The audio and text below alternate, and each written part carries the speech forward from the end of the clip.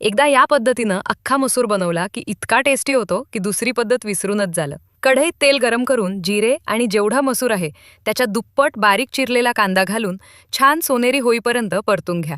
त्यानंतर यात चवीनुसार खडे मीठ आणि हिरवा ठेचा घालून मस्त परतून घ्या.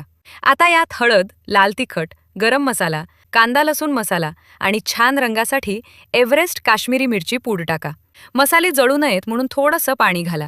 आता यावर झाकण ठेवून 5 ते 7 मिनिटं तेल सुटेपर्यंत मसाला शिजवून घ्या. आता यामध्ये 7 ते 8 तास पाण्यात भिजवलेला पाव किलो अख्खा मसूर घाला आणि मसाल्यात छान एकजीव करा आणि वरून गरम पाणी ओतून मिक्स करा.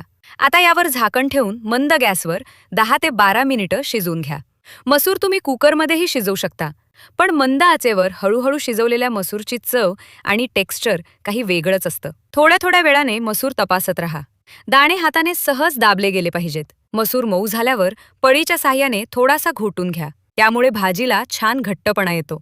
आता याची चव वाढवण्यासाठी वरून ठेचलेला लसूण आणि लाल तिखटाची कडकडीत फोडणी द्या. तयार आहे आपला ढाबा स्टाईल अख्खा मसूर.